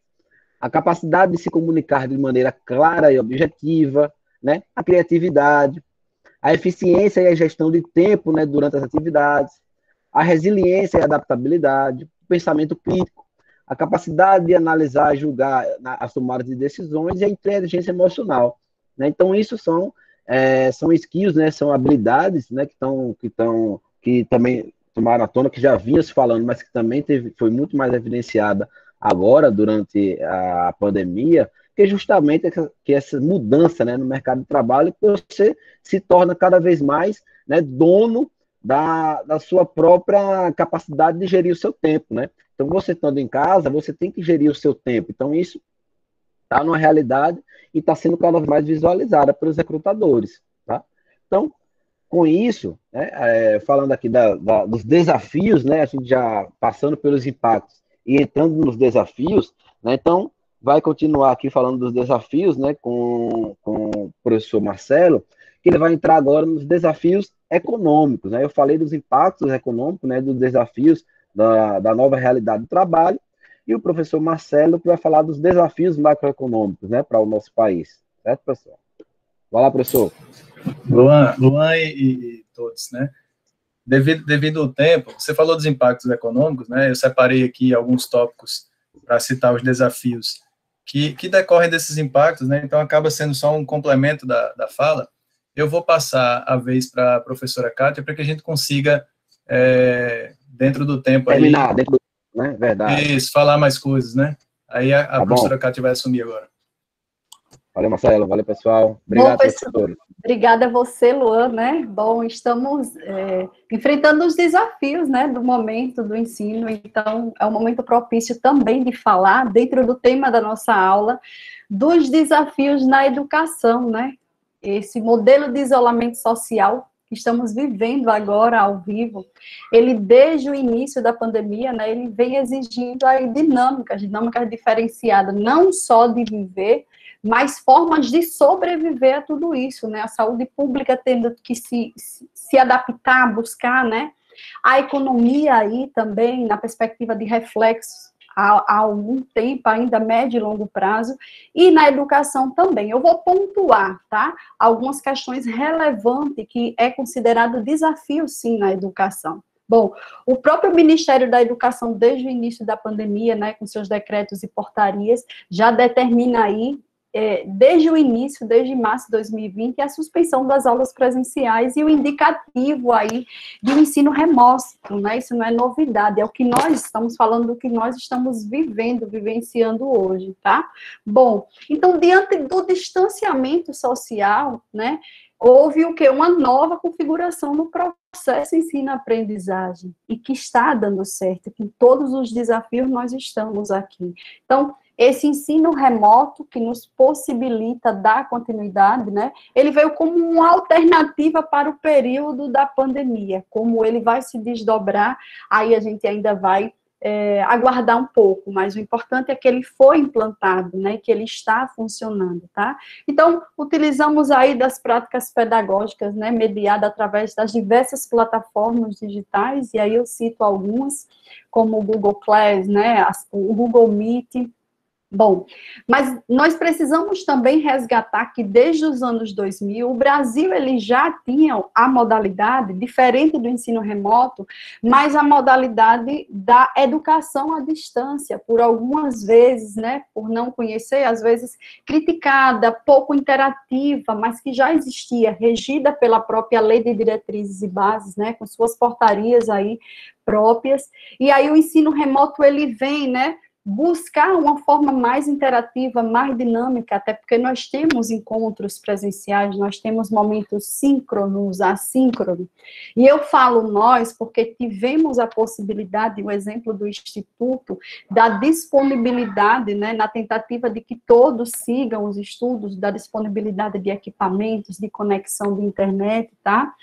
Mas vamos falar da realidade Brasil a partir de todos os pontos que já foram levantados aí de desigualdade social, principalmente. Então, essa crise, né, imposta pela pandemia, ela evidenciou tanto as desigualdades sociais, né, mas de modo particular, se formos falar de educação, ela chamada assim, escancarou, né, um problema da falta de inclusão digital, tá? O que parecia que todo mundo tinha celular e tinha internet, no momento em que a gente vai precisar exclusivamente usar esses meios para o trabalho, para os estudos, a gente, o país, ele revela as grandes realidades aqui do país, tá? Bom, no caso da educação especificamente, esse acesso principalmente às tecnologias digitais, as diversas dificuldades, né, na interação também, né, não basta só você ter o aparelho e a conexão, mas de que forma vamos interagir, utilizar nessas plataformas digitais, e também os alunos em situação de vulnerabilidade.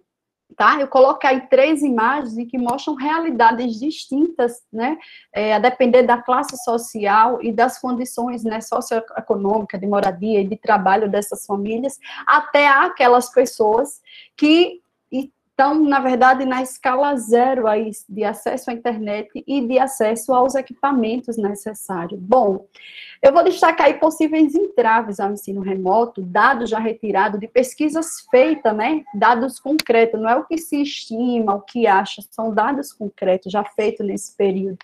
Em um ano de isolamento social, que já vamos completar aí no próximo mês, né, nesse processo, muitos estudos já foram feitos, né, então... Eu destaco separadamente para os alunos, de um modo geral, algumas dificuldades estão relacionadas ao acesso a essas tecnologias, né? Um outro que é muito comum, e vocês que nos assistem, nós também que estamos em casa, né? Que é encontrar um espaço na casa para estudar. Isso porque todas as atividades agora, trabalho, estudo e as questões domésticas, elas estão no mesmo ambiente, né? E esse confinamento com toda a família em um lugar só.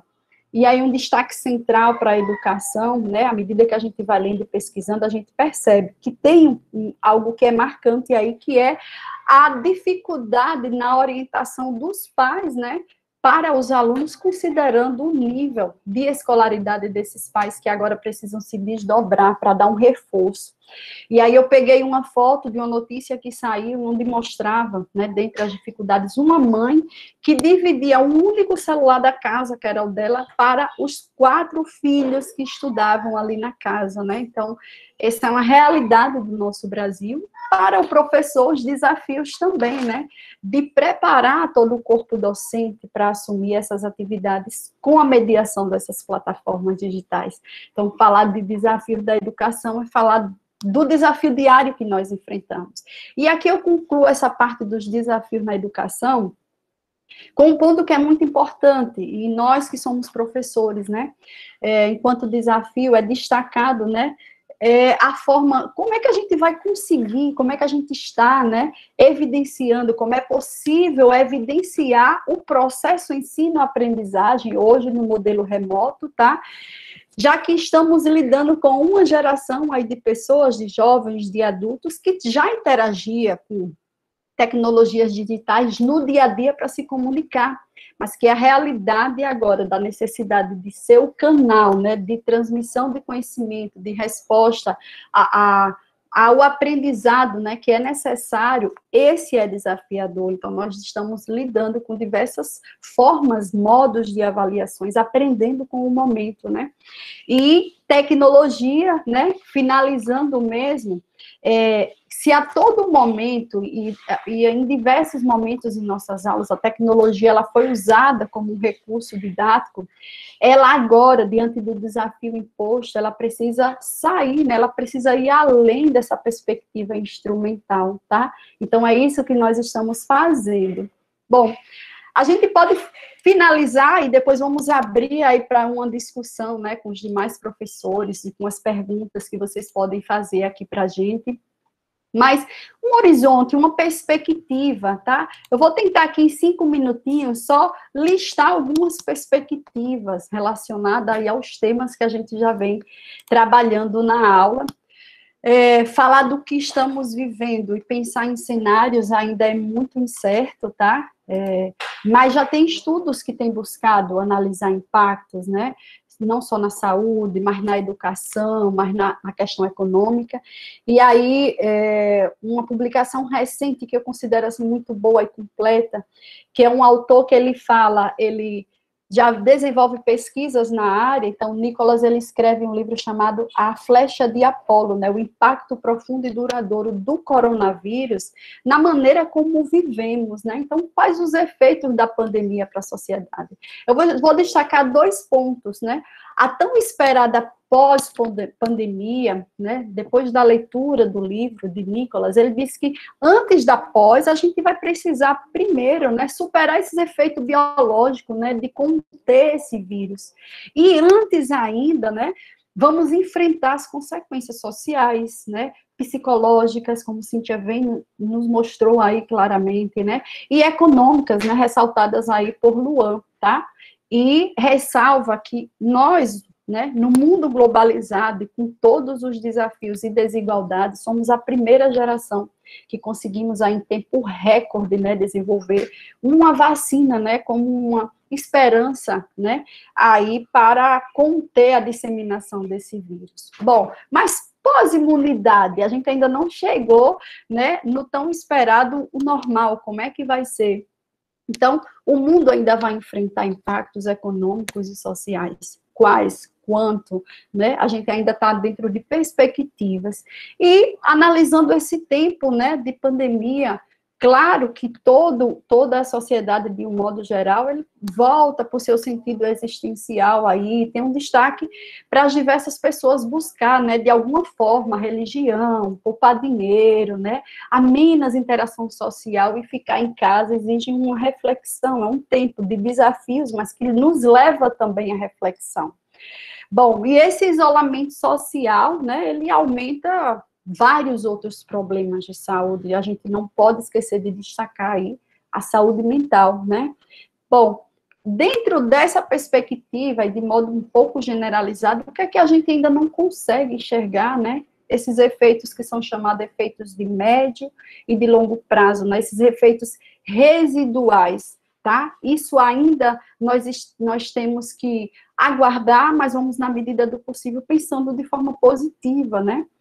Mas é evidente, estudos já mostram, né, que esse isolamento social e esse período de pandemia, ele pode sim, levando em consideração as características de desigualdades sociais do país especificamente, uma profunda, né, redução aí nas desigualdades, isso medido, né, a redução no índice de desenvolvimento humano, que é baseada aí no tripé, né, saúde, educação e renda, que são afetados diretamente.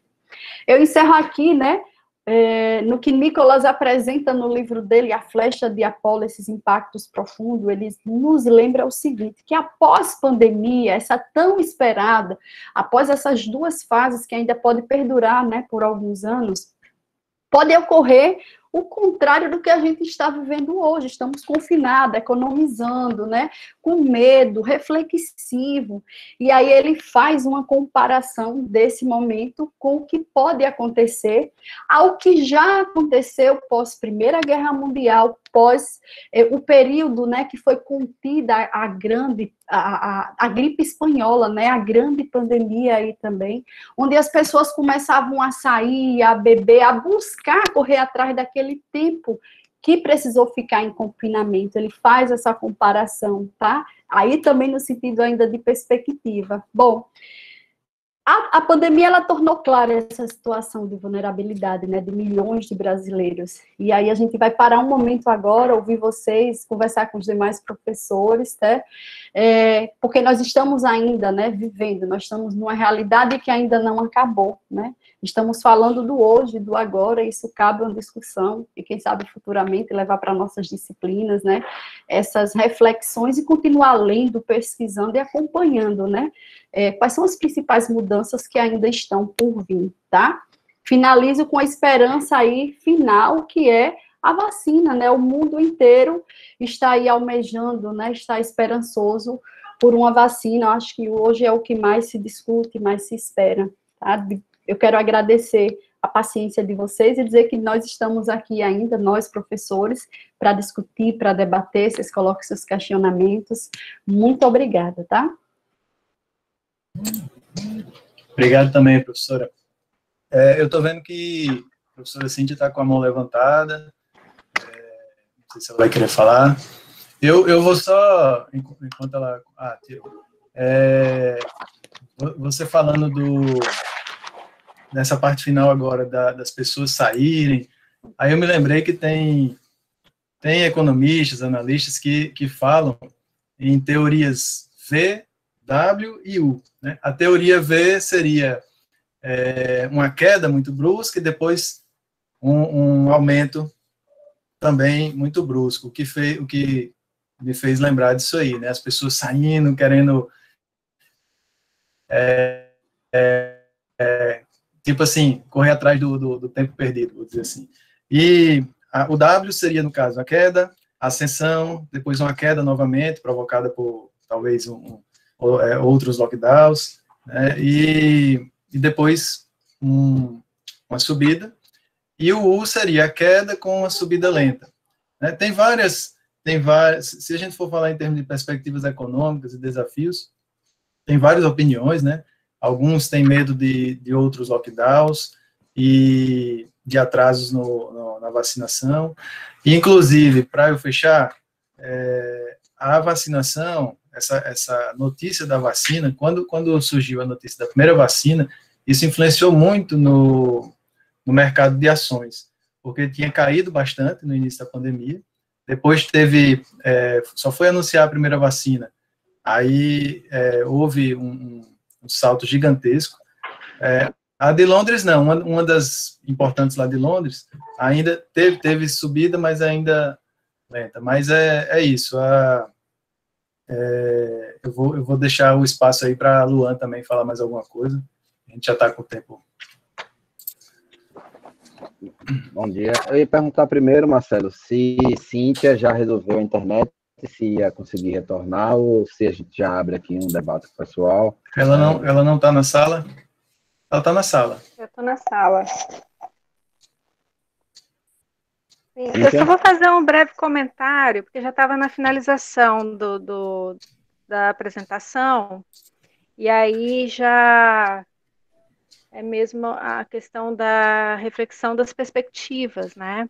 Então, assim, reconheça seus sentimentos, né? Porque acho que o maior aprendizado disso tudo, né, que a gente vem em conjunto aprendendo, seja mais empático com o outro, seja solidário, tenha escuta sensível, né, consiga exercer o falar sobre si, que é algo que culturalmente foi muito velado, né, e é imprescindível no que tange à saúde mental, nos atentarmos para as nossas emoções, para os nossos sentimentos vivenciados, né, e buscar ajuda quando necessário, né, e aí eu queria deixar um número da CVV, né, que é o Centro de Valorização da Vida, que oferece apoio emocional, né? O telefone é 188. Então, se você conhece alguém que esteja um sofrimento, né, psíquico e que precisa ser escutado, muitas vezes ele precisa que tenha uma pessoa para escutá-lo. Então, é um apoio muito importante, né? E a busca também de uma ajuda profissional, né? A psicologia, ela é um grande instrumental para apoiar nesse momento, né? Desses impactos psicossociais na saúde mental. Então, atendimento terapêutico, acolhimento, né? Ele vai ajudar bastante. E também o apoio familiar, o apoio dos amigos, né? Isso é fundamental para que esse enfrentamento possa ser o melhor possível com os danos minimizados, né? Porque a gente sabe que tem os danos. Então, era mais ou menos isso, né? Buscar esse enfrentamento, seja na construção de ambientes restauradores, né? Ou na busca desse vínculo que ainda não pode ser tão próximo, mas buscar essa ajuda. Hoje a psicologia tem os atendimentos remotos, né? A gente pode fazer a ligação para aquele amigo querido, para falar sobre essas angústias.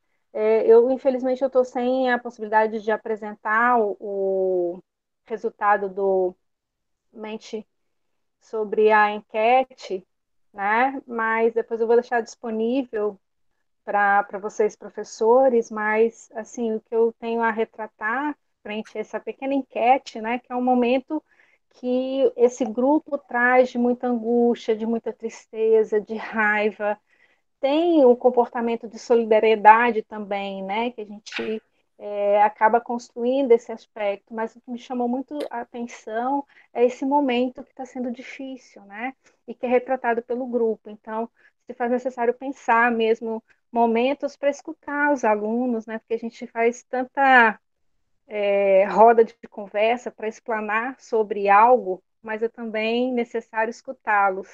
Então, o convite é esse, né? Vamos escutar mais e novas propostas aí para conversarmos sobre as nossas angústias, né? E é interessante.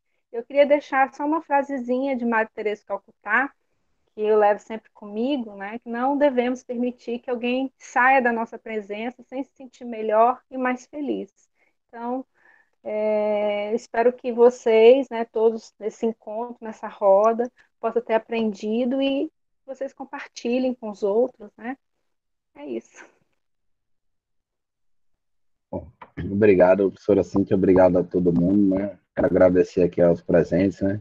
Obrigado, Marcela, obrigado, Kátia, Cíntia, né? Obrigado, Douglas, por ter mediado, né?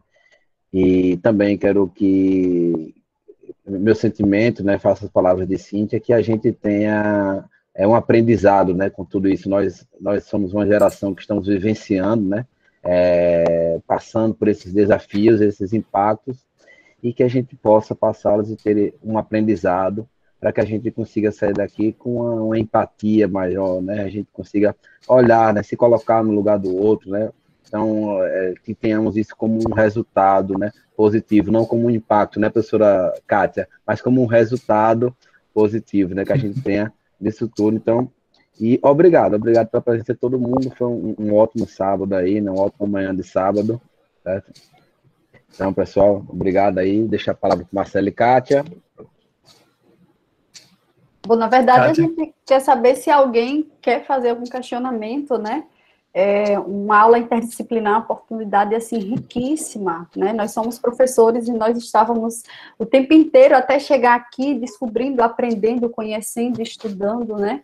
E foi oportuno, muito bom mesmo. E ver os alunos até o momento, né? Aqui até o final da aula, nos acompanhando, observando à medida que eles participam do chat, de certa forma, eles estão atentos aí. Sinta, a sua contribuição é significativa, porque nós estamos falando de nós, né?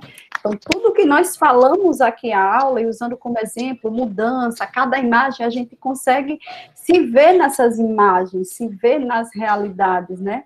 E que seja uma aula que nos leve à reflexão, aos questionamentos colocados dentro do tema de social, ambiental, econômico, não é? Que ele sirva como uma reflexão, né? Do novo normal que tanto esperamos, mas estamos caminhando ainda. Então, eu quero agradecer muito mesmo, tá, professor Luan, professor Marcelo, né, nossas conversas, nossas reuniões, deu certo, a nossa aula está aqui, e a contribuição de Cíntia, tá, Douglas aí acompanhando o chat e atento, eu deixo aberta aí questões, e passo aí para Marcelo, tá, muito obrigada mesmo.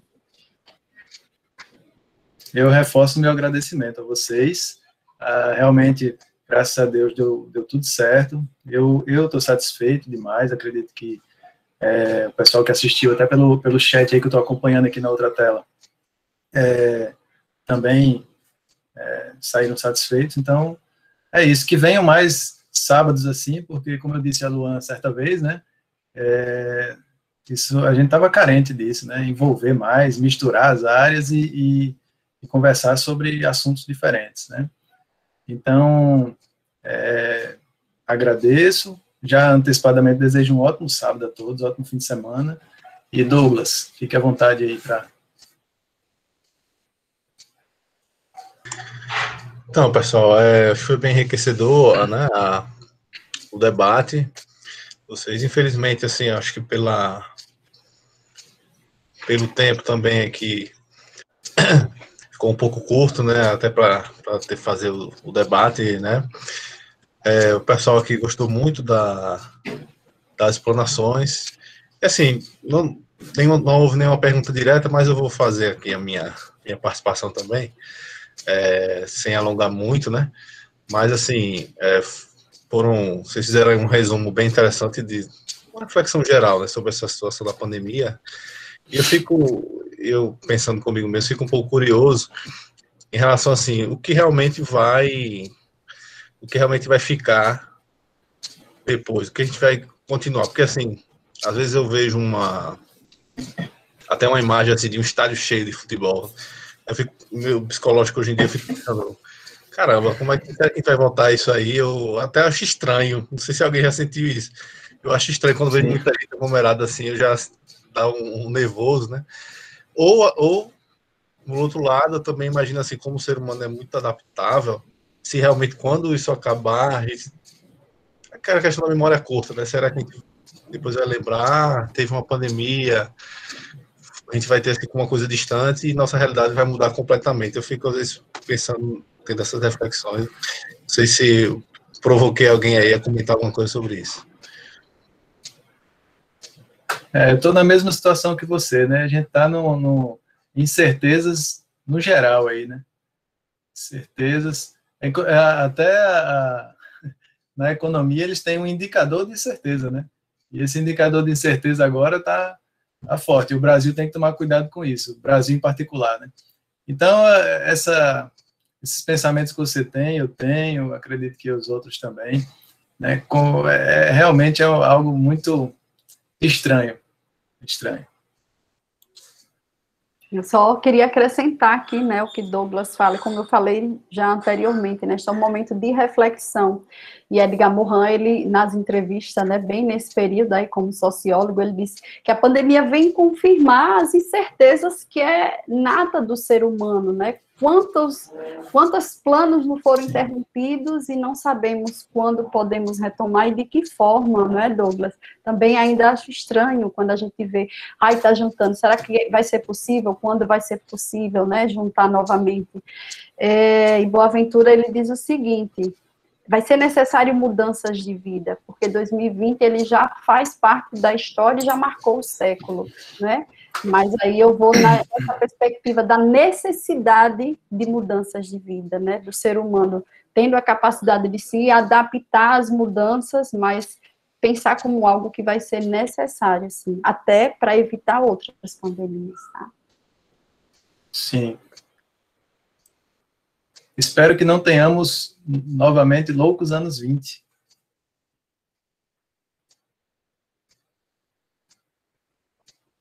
Professora Cíntia, acho que ela deve ter algum comentário muito bom em relação a essa pergunta de Douglas, né? Bem, assim, o ser humano, ele é uma das espécies que tem o maior nível de adaptação, né?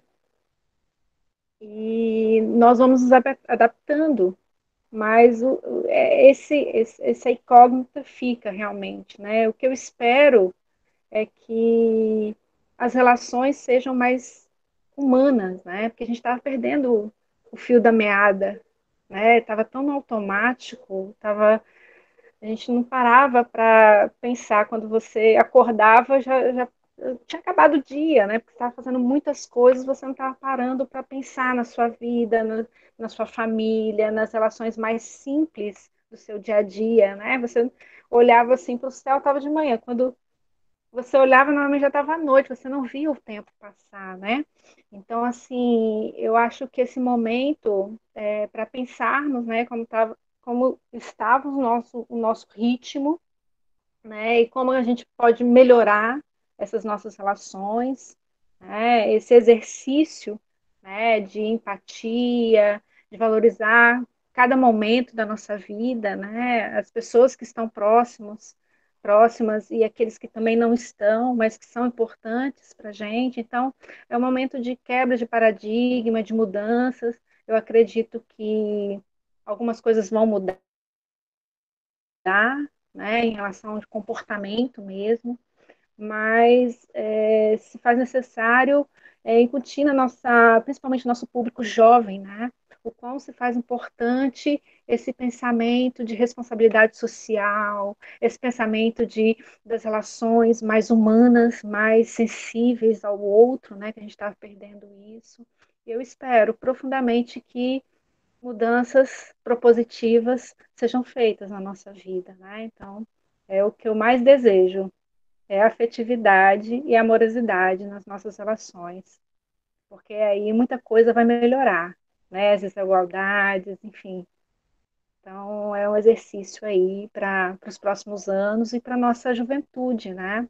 Que é o que a gente espera dos nossos alunos, né? Esperança, esperançar é o que fica para mim. Apesar de tudo, apesar de todo esse caos, mas lá na frente eu quero esperançar. Bom, pessoal, muito obrigado aí, professora. No mais, vamos almoçar, que já é 12h15 praticamente, né, pessoal? No sábado, né? Vamos almoçar, agradecer aí pela presença mais uma vez de todo. E bom sábado aí para todo mundo, tá, pessoal? Tchau, tchau. Obrigada, gente. Mas, bom final de semana. Valeu. Luan, você Tchau, gente. encerra a gravação, viu, Luan? Encerra agora aqui. Valeu. Muito obragada, viu, Douglas?